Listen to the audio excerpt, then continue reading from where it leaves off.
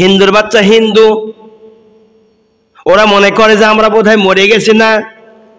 1971 সালে দেশ যখন স্বাধীন হয়েছে, কোন হিন্দু রক্ত দিয়ে দেশ স্বাধীন হয় নাই।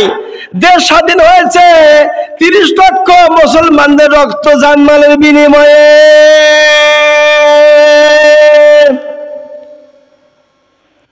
কোন কাফের রক্ত দিয়ে, মুশরিকদের রক্ত দিয়ে, জান দিয়ে দেশ স্বাধীন হয় নাই। আর ইসকন এই শয়তান তার বাহিনীলে আমার মুসলমান ভাইকে মেরেছে। যতক্ষণ পর্যন্ত ইসকন এবং তার ষড়যন্ত্রকারী যারা ছিল, ওর সাথে যারা ছিল, আমাদের মুসলমান ভাইয়ের রক্ত যারা ঝরিয়েছে, তাদের ফাঁসি না হওয়া পর্যন্ত আমরা আন্দোলন চালিয়ে দেওয়া বাংলার জমিনে। দাদা বাবুকে দেখে আমরা ভয় করি না।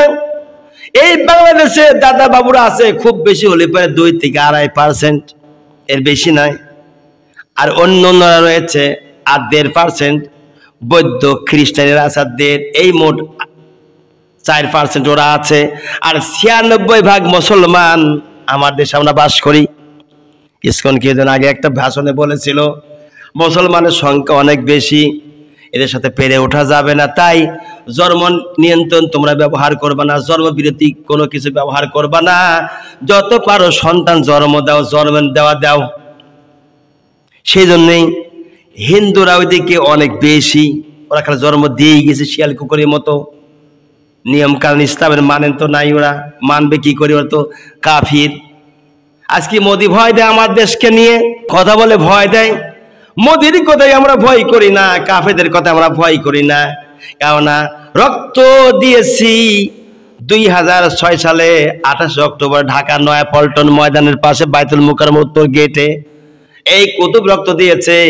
প্রয়োজন হলে জান দেবে, তবুও কোন কাফের মুশরিক বেঈদিন বেঈমানকে কোরআনের বিপক্ষে 1 তিল পরিমাণ কথা বললে ছাড় দেওয়া হবে না। আল্লাহু আকবার, আল্লাহু আকবার। ছাড় দেওয়া হবে না, ছাড় দেওয়া হবে না।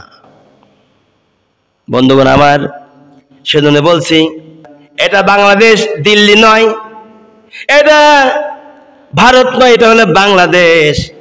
এটা দাদা বাবুদের দেশ নয়। এই দেশটা স্বাধীন হয়েছে মুসলমানের রক্তের বিনিময়ে, মুসলমানদের জীবনের বিনিময়ে, কোন কাফের মুশরিকদের জীবনের বিনিময়ে দেশ স্বাধীন হয় নাই। অতএব হিন্দু যারা বসবাস করো, সংখ্যালঘু, সাবধানে কথা বলিও, তা না হলে পরে কিন্তু পিটির চামড়া থাকবে না, পিটির চামড়া হিন্দু গোষ্ঠী তুলে দেওয়া হবে ইনশাল্লাহ।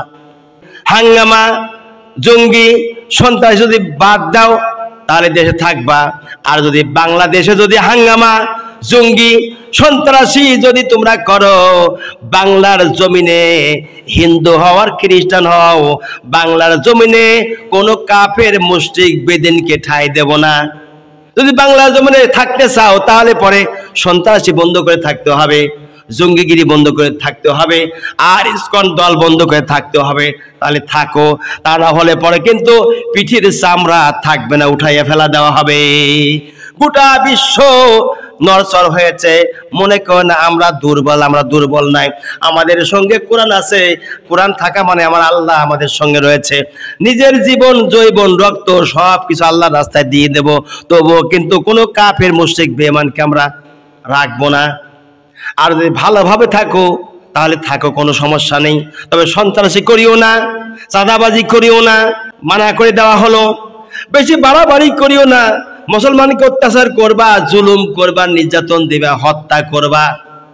সাইফুল ইসলাম আলিফের মতো হত্যা করবা, আমরা ছাড় দেবো তা হতে পারে না। আমরা মুসলমানের সন্তান, আমরা কল্লা দিয়েছি, ধর দেই নাই, মাথা দিয়েছি, ধর দেই নাই, শিল দিয়েছি, পাড়া দেই নাই, আমরা তো সেই জাতি।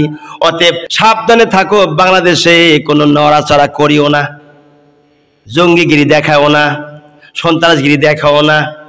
সন্ত্রাস জঙ্গিগিরি দেখাও, বাংলাদেশের 1 ইঞ্চি জায়গায় কোনো কাফেরকে থাকতে দেওয়া হবে না। সন্ত্রাসগিরি দেখাও না, জঙ্গিগিরি দেখাও না, পণ্ডিতগিরি দেখাও না। বাংলাদেশের রাষ্ট্রীয় আইন অনুযায়ী চলতে হবে। বিদ্রোহ করো, উল্টে পাল্টে কাজ করে থাকো, তাহলে পরে তুমি কোন হওয়ার যেই কোন হও না কেন, বাংলার জমিনে তোমাদের জায়গা দেব না, 1 ইঞ্চি জায়গাও তোমাদেরকে দেওয়া হবে না।